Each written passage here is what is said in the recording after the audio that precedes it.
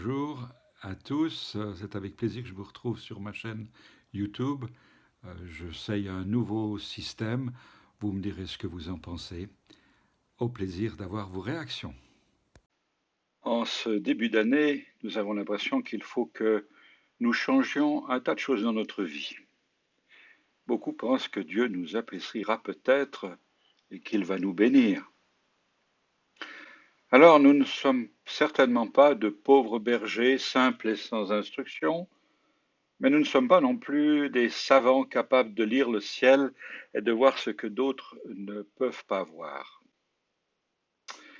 En ce début d'année, nous avons envie de changer un tas de choses dans notre vie. Janvier, c'est le mois des bonnes résolutions. Et puis, quelques semaines plus tard, nous avons déjà abandonné la plupart de nos bonnes résolutions. On se dit, ah, si je perds quelques kilos, je serai beaucoup mieux.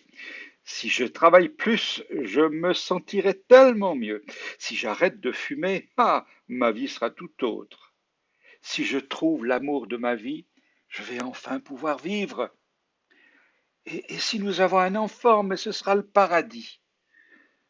Si je reprends une inscription au fitness, mon corps sera de plus en plus svelte. Quand je serai à la retraite, je ferai ceci, je ferai cela, je ferai cela. Et réfléchissons un petit peu. Est-ce que nous n'avons pas en fait peur du regard des autres? En pensant à ceux et celles qui nous entourent, vous vous dites peut-être, est-ce que je serai à la hauteur de ce qu'ils attendent de moi? Non, je ne serai pas à la hauteur. J'aimerais vous inviter aujourd'hui simplement à oublier les critiques des autres et à aller de l'avant. Mais peut-être que vous avez peur du regard de Dieu sur vous. Peut-être comme beaucoup, vous êtes insatisfait de vous-même et vous pensez que Dieu ne vous accepte pas ainsi. Il vous faut changer tant de choses pour mériter sa grâce. Mais dites-moi, Dieu nous accepte-t-il tels que nous sommes ou devons-nous mériter ce qu'il peut nous offrir?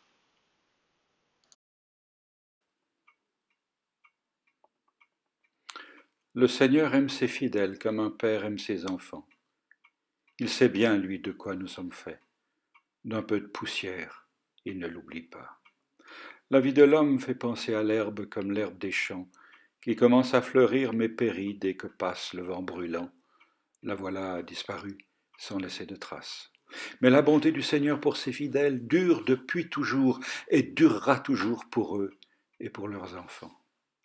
Remerciez le Seigneur, vous tous qu'il a créés, où que vous soyez dans son empire. Et moi aussi je veux dire, merci Seigneur. Dieu sait. Dieu sait tout de nous, il sait bien de quelle pâte nous sommes faits. Il se souvient que nous ne sommes que poussière et ne l'oublie pas. Il sait, il connaît, il admet, il considère ce que nous sommes. La vie de l'homme peut être abrégée par une foule d'accidents. Un coup de vent suffit pour détruire une fleur dans sa plus grande beauté. L'homme est pareil. Dieu le voit et il en est ému. En considérant ces choses, nous restons humbles devant Dieu. Nous ne sommes que poussière, c'est-à-dire de la cendre, de la terre. Nous sommes des terreux, nous sommes juste des débris. Dieu connaît nos penchants. Il sait très bien de quelle pâte nous sommes faits, nous sommes façonnés. Et ceci évoque bien l'action du potier qui a façonné son ouvrage. Dieu nous connaît parfaitement. Dieu connaît tout de nous.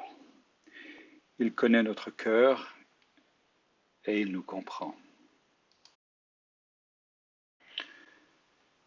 Même si notre cœur nous condamne, nous savons que Dieu est plus grand que notre cœur et qu'il connaît tout. Voilà comment notre cœur pourra se sentir rassuré devant Dieu.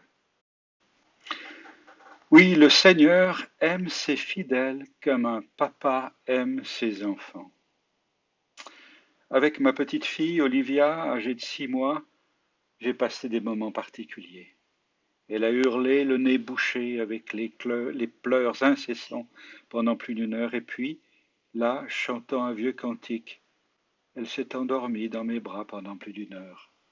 Quel moment particulier, quel cadeau. Le Seigneur nous laisse nous blottir dans ses bras comme un petit enfant. Il nous connaît parfaitement et nous accorde sa tendresse et son amour, simplement parce qu'il nous aime tels que nous sommes. Alors maintenant, que vais-je faire? Que vais-je faire de mes belles résolutions? Tout laisser tomber parce que je suis aimé de Dieu?